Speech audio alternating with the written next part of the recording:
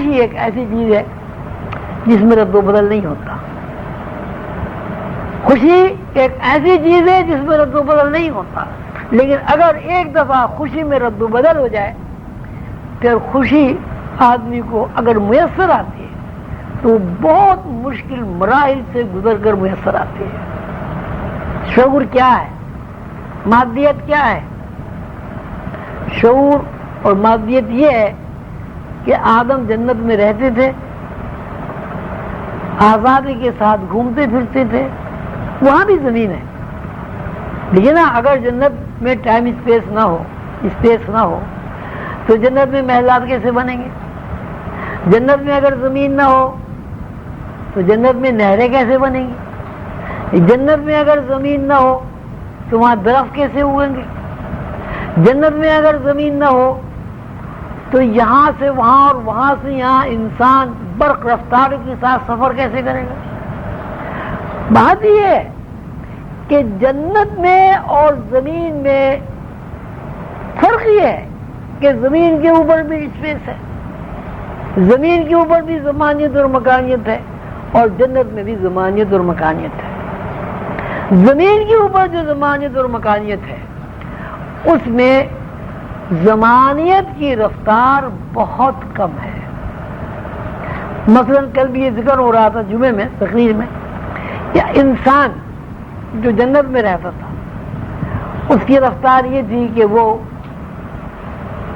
1 گھنٹے میں 1000 میل سفر کر سکتا. مثال کے طور 1 گھنٹے میں 1000 میل وہ سفر کر سکتا تھا. جنت کا جو شعور ہے، جنت کے شعور میں رہتے ہوئے آدم 1 گھنٹے میں 1000 میل سفر کر سکتا ہے. مثال ہے. اور جب آدم نے 1 گھنٹے میں 1000 میل سفر کرنے والے شعور کی نفی کر دی تو وہ زمین پر آ گیا اور اس کی رفتار 1000 میل سے گھٹ کر 1 گھنٹے میں 3 میل رہ گئی. جنت میں بھی شعور ہے، جنت میں بھی اسپیس ہے، جنت میں بھی ٹائم ہے، زمانیت ہے، مکانیت ہے. زمین پر بھی زمانیت مکانیت ہے. زمین پر بھی آدمی کھاتا پیتا ہے، جنت میں بھی کھاتا پیتا ہے. زمین کے اوپر بھی گھروں میں رہتا ہے، جنت بھی محلات میں رہتا ہے. صورت حال یہ ہے کہ یہاں شہد کا چھتا ایک محدود نہر ہے.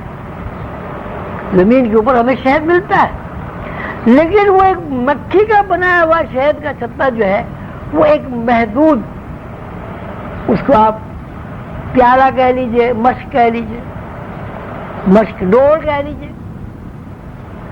لیکن یہی چھتا جو محدود طرف پر لٹکا ہوا ہے جس سے آپ شہد حاصل کرتے ہیں، جب جنت کے اندر آپ جائیں گے تو یہی ایک چھتا نہروں کی شکل میں منتقل ہے. مطلب کہ جنت کے اندر جو وسعت ہے وہ رفتار کی وسعت ہے، ذہن کے دیکھنے کی وسعت ہے.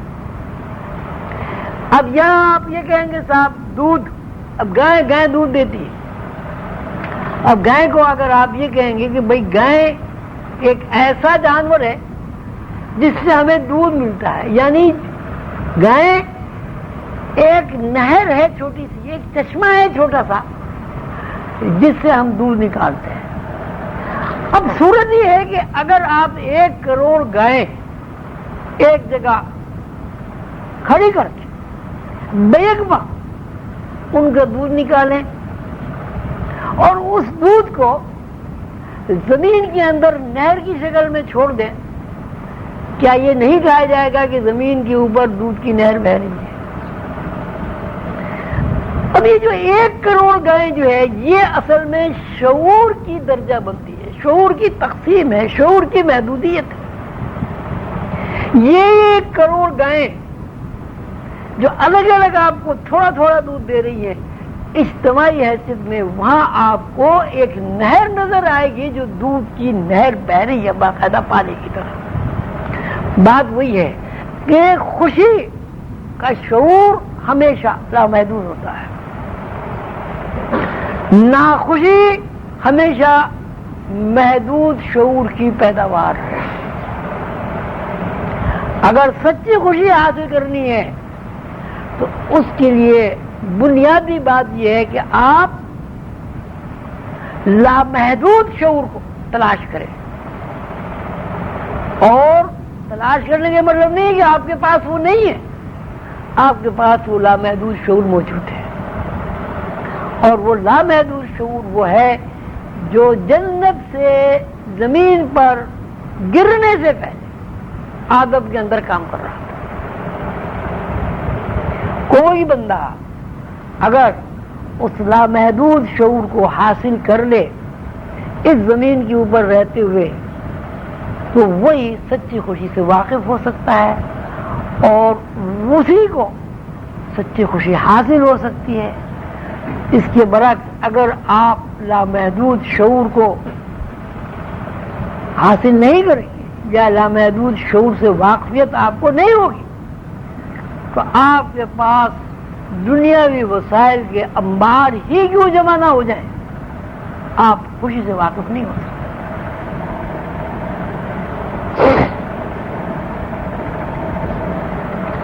اب اس بات کو آپ کے لیے ضروری ہے کہ اپنی زندگی کا تجزیہ کریں، اپنے والدین کی زندگی کا تجزیہ کریں، اپنے اسلاف کی زندگی کا تجزیہ کریں. کیا پیدا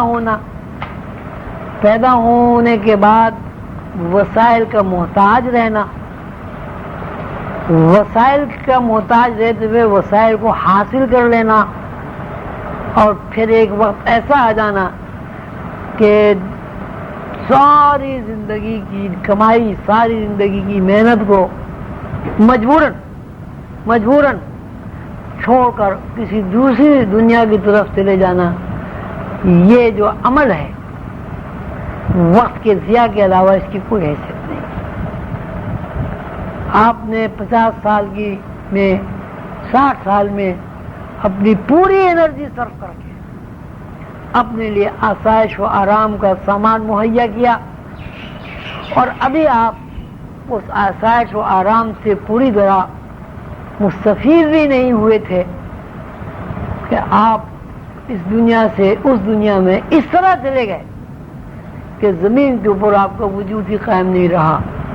تو یہ عمل کہ 60 سال تک آپ برابر جدوجہد کریں، برابر دن رات محنت کریں، بہت ساری باتیں ایسی جو آپ کا ضمیر قبول نہیں کرتا انہیں بھی کریں، اور جب وسائل اور آسائش کے سامان آپ کے پاس جمع ہو جائیں آپ سے وہ وسائل چھین لیے جائیں اور آپ بالکل محروم خالی ہاتھ اس دنیا سے چلے جائیں تو ظاہر ہے ان وسائل کی اور اہمیت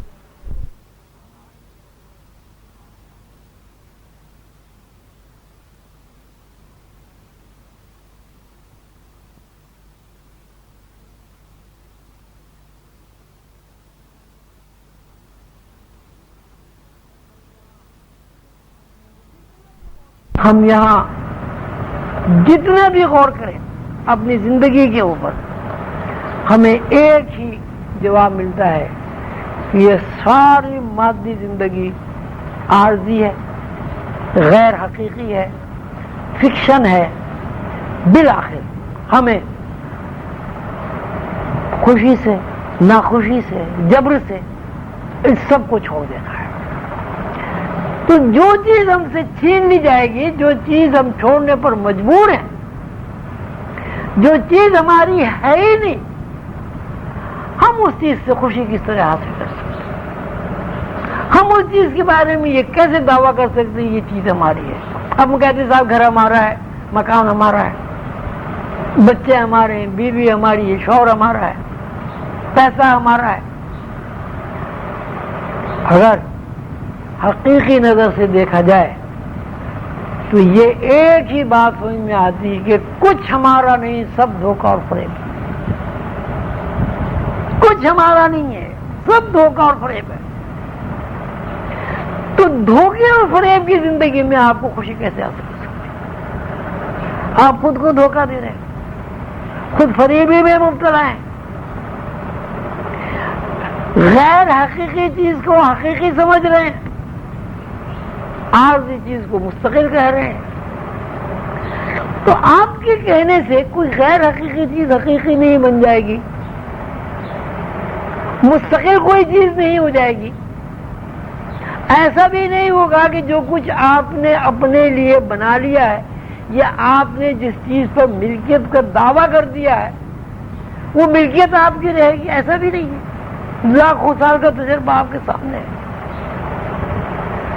اب یہ بات تجربے سے ثابت ہوتی ہے، مشاہدے سے ثابت ہوتی ہے کہ اگر یہاں اس دنیا میں رہتے ہوئے آپ زندگی اس طرح گزاریں کہ ہر چیز کو اس کی اپنی اصل کے مطابق دیکھیں، یعنی وہ عارضی ہے، آپ کی ملکیت نہیں، آپ سے چھین لی جائے گی.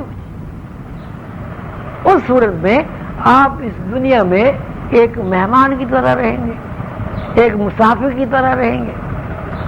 جب آپ مہمان اور مسافر کی طرح رہیں گے تو جو وسائل آپ کو مہیا ہیں ان وسائل سے زیادہ استفادہ کریں گے، لیکن ان وسائل کو زندگی کا مقصد نہیں بنائیں گے. اور جب عارضی اور فکشن چیزوں کو آپ زندگی کا مقصد نہیں بنائیں گے تو لامحالہ آپ کے اندر یہ تلاش ہوگی، آپ کے اندر یہ جستجو ہوگی کہ یہ غیر حقیقی چیز جس میں ہم الجھے ہوئے ہیں، جس میں ہم پریشان ہیں، اس کا ہمارے سے کیا تعلق ہے، کیا رشتہ ہے، ہمیں یہاں کیوں بھیج دیا گیا اس غیر حقیقی دنیا میں، اور پھر اس غیر حقیقی دنیا میں بھیج کر ہمیں کیوں بلا لیا جاتا ہے جہاں پتہ ہی نہیں کہ ہمیں کہاں بلا لیا جاتا ہے.